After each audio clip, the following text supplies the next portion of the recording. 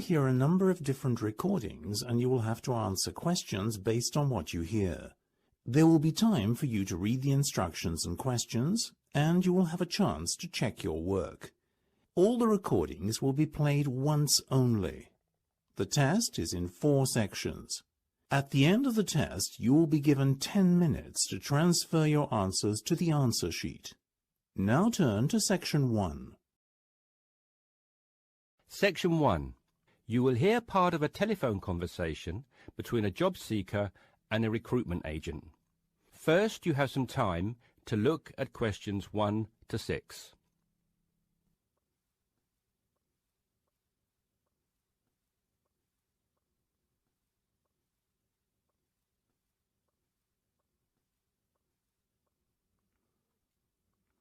You should answer the questions as you listen because you will not hear the recording a second time.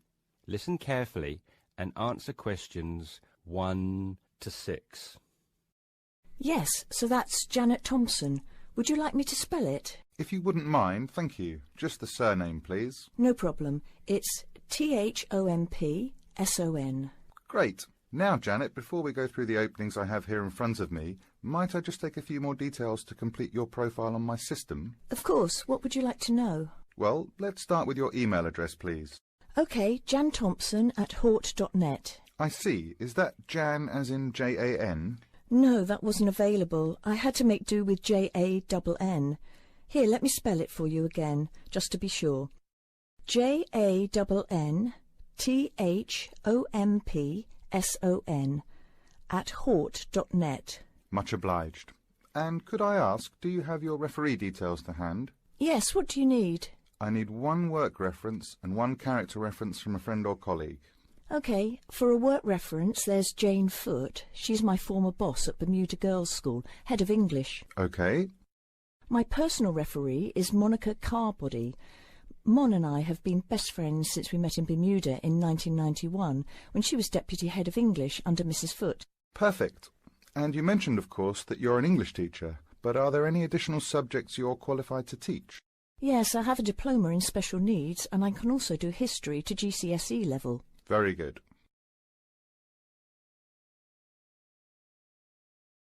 Before listening to the rest of the conversation, you have some time to look at questions 7 to 10.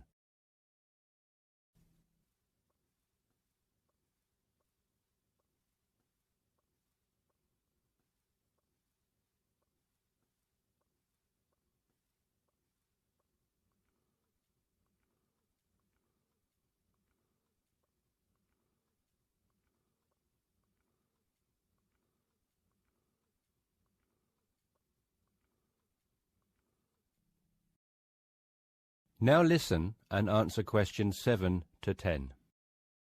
Do you think I stand a good chance of finding something? Oh, better than good. In fact, we have some positions we can offer you today. You see, it's not so difficult to find a temporary role. Tell you the truth, there are plenty of them around, but getting a permanent position will prove a little more trying, though. Would you be prepared to take up a position short-term? Of course, anything that pays. Excellent. Well, there are 3 positions that I can offer you right now. The first is a teacher of English in LaSalle School. I'm sure you know it, right in the city centre. Yes, near where I live, actually. Even better. Well, it's a 6-month contract, and the very attractive thing about this role is that the head of English at LaSalle will, if she's satisfied with your performance after 6 months, offer to make you a permanent member of staff. Wow, that's food for thought. It certainly is, bearing in mind what I said before about how hard it is to find a permanent role. The second position I have to offer you is in a school near Chelsea. It's called the Chelsea Free School. Are you familiar? I can't say that I've heard of it. Well, this contract is for 1 year, which is a lot better, looking at it from a short-term job security perspective, than the first role I mentioned. But you also have to realise that you are a temporary replacement for a female teacher who has taken maternity leave. There is no prospect of the position being made permanent. I see. I have 1 other vacancy at the minute, though I doubt you'll find it quite so appealing. It's situated in rural Cambridgeshire. I'll spell that just in case you want to take it down. CAMBRIDGESHIRE. And the school simply goes by the name Cambridge, though it's not in any way related to the other more well-known establishment of the same name. I was just going to ask that. What a lovely location, though, eh? Yes, but there's a catch. It's only a 6-week contract to cover for someone on extended sick leave. I see. Well, I guess that's ruled out then. What sort of salary can I... That's the end of section 1. You have half a minute to check your answers.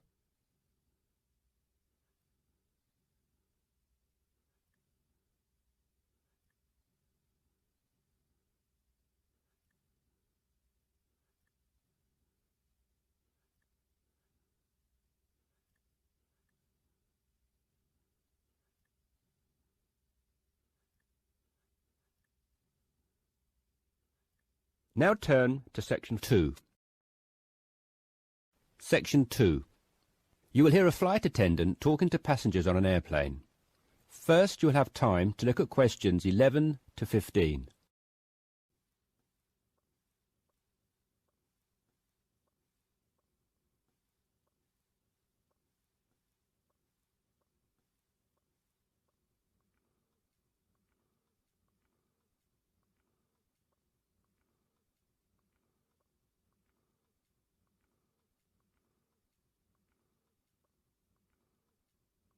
Now listen carefully and answer questions 11 to 15. Good morning, everyone. I hope you all slept soundly overnight. I'm pleased to confirm that our flight is running on schedule and we expect to arrive in Christchurch at 8 a.m. local time. That's about 50 minutes from now. I've been advised by our pilot to warn you that there may be some turbulence on our descent. So please remain seated and have your seatbelt on at all times. As you may have heard, a fairly severe tropical depression is headed for New Zealand and in fact is reaching the west coast of the South Island as we speak. Thankfully, we are landing on the east coast, where the weather is still relatively good. Wind speeds are steady at around 15 miles per hour and the sky is generally overcast, though the sun may creep out from time to time as the morning progresses. That said, when the storm reaches this afternoon, conditions will deteriorate rather quickly. Please exercise extreme caution if you're travelling anywhere on the island today. As I said, the storm has already made landfall on the west-northwest coast, and we're getting reports of high seas and very strong winds of around 75 miles per hour, with gusts up to 110 in Collingwood. Heavy and thundery rainfall is also being reported there. The Southern Alps are experiencing severe blizzard conditions, and there is a virtual whiteout on the roads.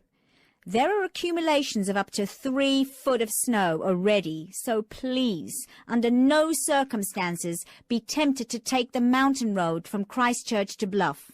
Use the coastal route for the entire journey if you must go down south. Over in the west, in Hokitika, and the southwest, in Milford, conditions are bad with heavy rain, high winds, and high seas. In fact, several tornadoes were reported in Hokitika and also in Lewis, which is slightly further inland.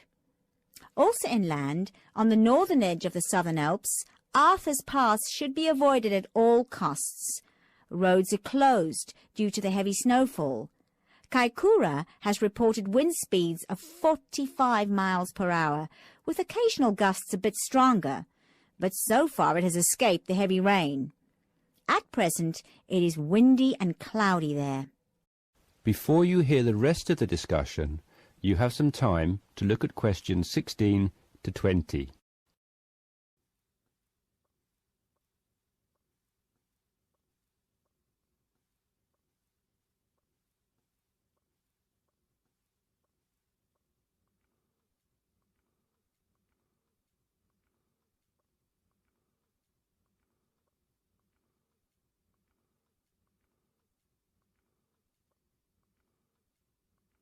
Now listen and answer questions 16 to 20. Hello again, ladies and gentlemen.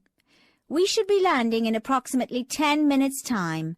Just an update for you on the weather conditions in and around Christchurch. We expect the storm to reach us by approximately 1 p.m.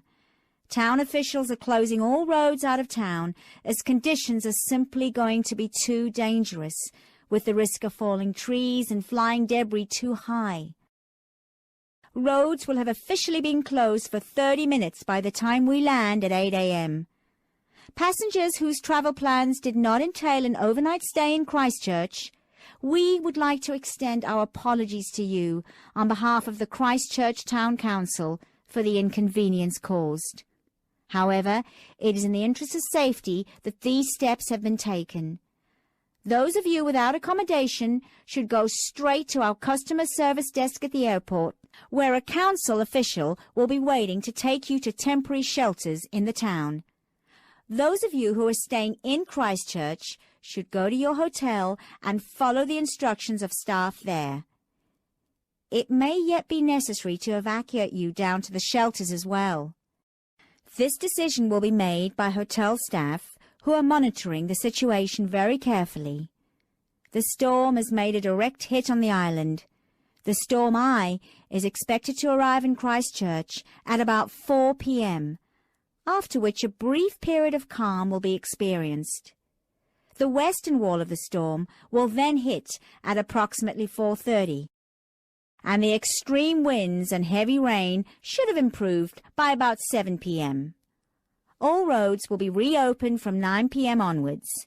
However, we're advising people to refrain from driving unless absolutely necessary, as conditions will be extremely hazardous with a risk of flooding everywhere. Flash flooding is a real danger for the valley towns of the south in particular, as mountain rivers and tributaries have already swelled to record levels. High winds have already caused massive power cuts in West Coast towns, and a string of major tornadoes have caused havoc across the Midlands. If at all possible, stay in Christchurch until tomorrow morning, when the clean-up will begin. And, above all, stay safe. That's the end of section 2. You have half a minute to check your answers.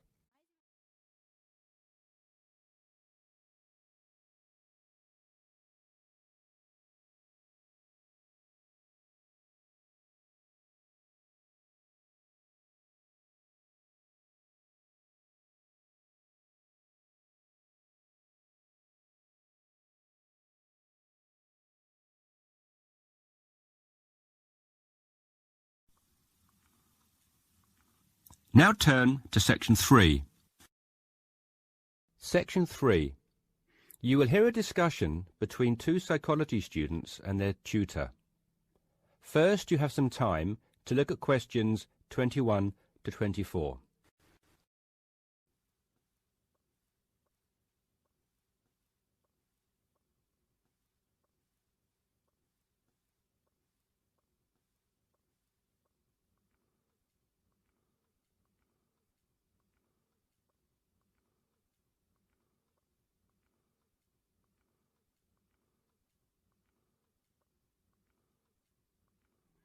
Now listen carefully and answer questions 21 to 24.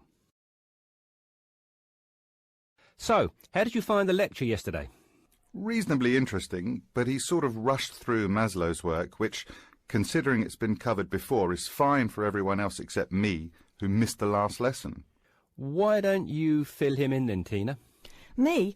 Oh, OK. Well, basically, it's simple enough. We all have certain needs, and what Maslow did was group them into categories. Depending on how successful your life has been or what stage of life you are at, your needs change and you shift from one of Maslow's categories into another. First, there's your basic needs. Physiological needs, the professor said. Is that right? Very good. These needs are pretty obvious. They're our most basic ones. Things every human needs to survive and function, like air, water, food, clothing and shelter. It's not rocket science, this bit. Maslow just points out that until we have satisfied those basic needs, our desires don't evolve into anything more complex, and we don't seek any greater form of fulfillment. Isn't that a bit irrelevant today? Not really. Millions of people in the developing world are still fighting to fulfill these needs, fighting for their very lives every day. Good point. So anyway, Maslow represented what he called his hierarchy of needs on a pyramid, or, in 2D, a triangle. With physiological being at the base, presumably. Yes, it's obvious, isn't it? What's at the other end of the spectrum, then? Well, to be at the pinnacle, you've got to have mastered the other levels of need. Then you are in the self-actualization zone. This is a place where you are very at one with yourself and looking to make the absolute most of your skills, talent and potential. You can only focus on maximising these, though, of course, if, as Maslow reminds us, you're fulfilled in every other sense. And what are these in-between levels, then? Well, after you've found food and water and shelter and so on, the next step is to fulfil your safety requirements. Safety does not just mean your physical safety, though. That's far too simplistic. It's also about your emotional safety, your job security and so on. And let me guess, after that it's the need for esteem. No, Maslow reasoned that after your physiological and safety needs are fulfilled, the next most urgent requirement is for friendship, intimacy, companionship and so on. You know, on an emotional level, building a family, having relationships, etc. Only then, after you have found a sense of belonging, does the need for esteem take precedence, he argues. Presumably that's the need to feel accepted and valued. Yes, but more on that later. Do you feel more comfortable now? Yes. Thank you both. Before you hear the rest of the discussion, you have some time to look at questions 25 to 30.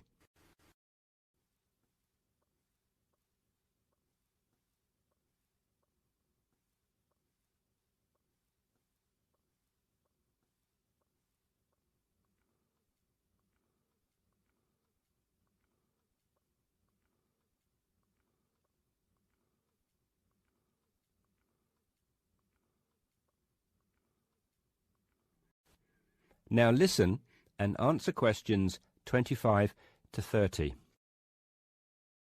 OK, now that you are both familiar with Maslow's hierarchy of needs, let's look at a few cases in point. Case 1. Crime boss in the slums of Mumbai. What do you think? Surely very low. Physiological, I'd have said. But he has food and shelter. A shed is hardly shelter. And how is living from hand to mouth every day adequate from a nutritional perspective? Oh, of course. You're right if you look at it objectively. But remember that human psychology is far more complicated than that. When quizzed, this person surprised researchers. First of all, he regarded his shed as adequate shelter and was completely content there. Secondly, he genuinely felt satisfied with his level of food intake. Thirdly, being the crime boss of the slums, he felt very safe, arguing that no one would ever touch him. He had no self-esteem issues either, since he had the respect of his fellow slum dwellers. It may have been fear, but he perceived it as respect. That is all that matters, and was quite content with who he was. I see. So it's not just about the reality of your situation, but also how you perceive that reality. Exactly. Most people would be very low on the hierarchy in his position, feeling like they wanted and needed much more. He did not. Now, what about case 2? A multi-millionaire rock star. Well, you'd naturally assume he's fulfilled his physiological and safety needs, but when you read on through his profile, look here, he's plagued by paranoia and thinks someone is trying to kill him. On that basis, given his state of mind, he must believe that his safety is compromised. So safety must be his primary concern. Very good. And look here at case 3, a property magnate. Having suffered badly during the recession, his portfolio of properties is in danger of being repossessed. In fact, look, he's in danger of losing everything and being left without even enough to support himself. Wow, so I guess he's gone from very high up right down to the bottom. Exactly. Even his basic needs are no longer secure. An excellent example of how there can be movement both ways on the pyramid. Case 4. A housewife. She must have some esteem issues, surely. Read on. She is quite content and well respected and loved by her friends and family.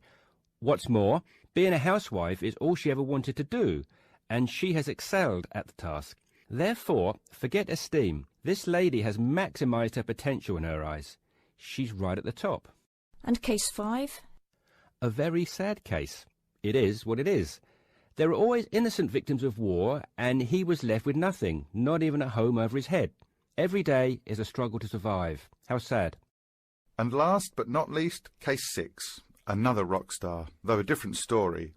He says the only thing he craves is friendship. He has everything, but is awfully lonely. I think it's obvious where he is on Maslow's hierarchy. Indeed. That's the end of section 3.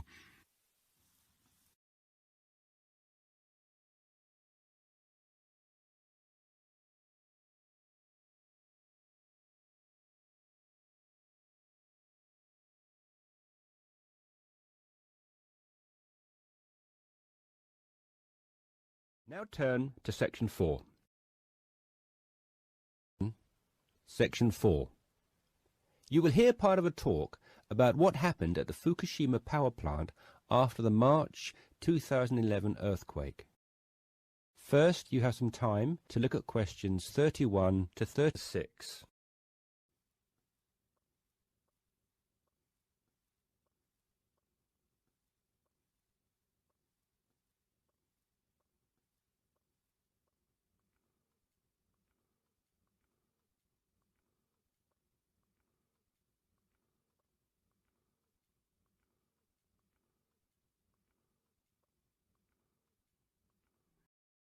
Now listen carefully and answer questions 31 to 36.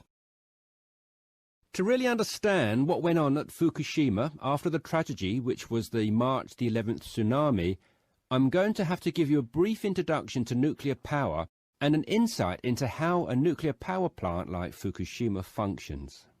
Look at the diagram here on the screen. To the left there is a rather massive building.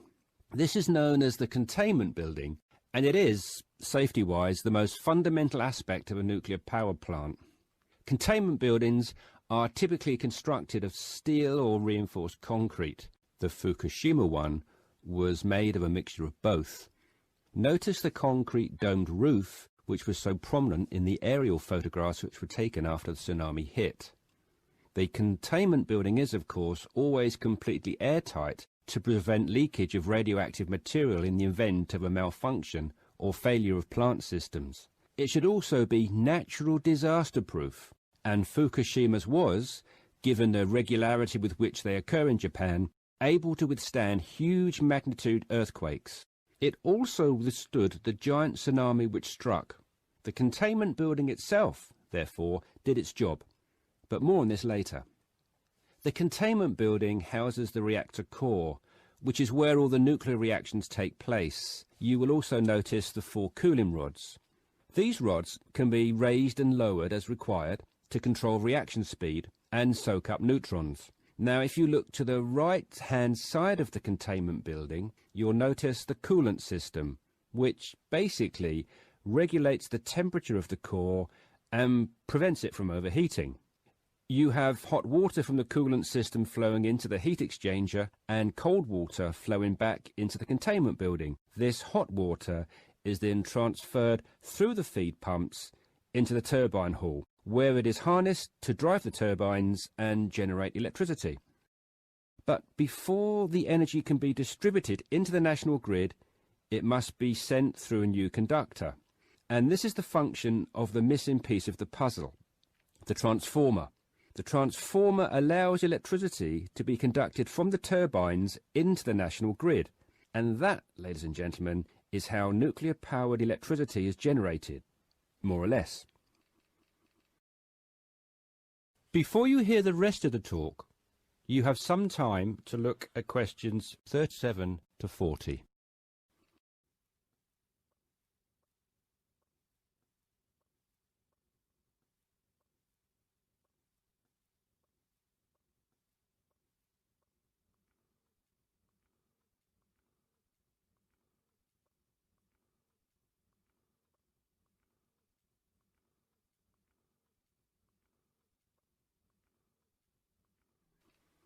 Now listen carefully and answer questions 37 to 40. So, what went wrong at Fukushima? Well, let's begin at the beginning. When the earthquake struck, the reactors automatically shut down. Of course, there were 6 reactors at Fukushima, so think of it as 6 plants like the one in the diagram running independently of one another. In actual fact, only 3 of the reactors needed to be shut down, as reactors 4 to 6 were being inspected, so had already ceased to be operational. When the reactors shut down, no more electricity was being produced, so a new source of power was needed to run the cooling systems and prevent the reactor core from overheating. This is where the plant's on-site diesel generators came in. They were immediately powered on, and the reactor core's temperatures were being regulated again. So far so good. But 50 minutes after the earthquake, the tsunami hit, breaching the plant's 5.7-metre defensive seawall. The tsunami flooded the basements of the 6 turbine halls and disabled the diesel generators. And this is where the problem began. You see, the containment buildings actually did their job, and reactors 1 to 6 were not compromised by the earthquake or the subsequent tsunami. However, site engineers and safety personnel had failed to take into account the possibility of the seawall being compromised. Once this happened, and the turbine halls flooded, the diesel generators were useless. It was going to be a race to get the coolant systems up and running again in time to stop meltdown or fallout from occurring.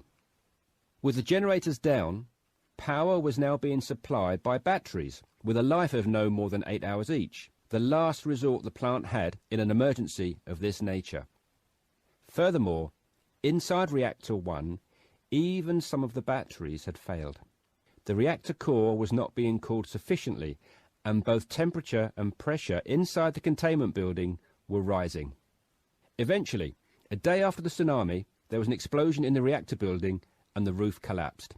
Engineers made a desperate attempt to cool the reactor core by pumping salt water into it, but the damage had already been done and the reactor had begun leaking.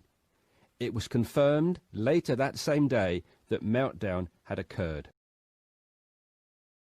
That is the end of section 4. You now have half a minute to check your answers.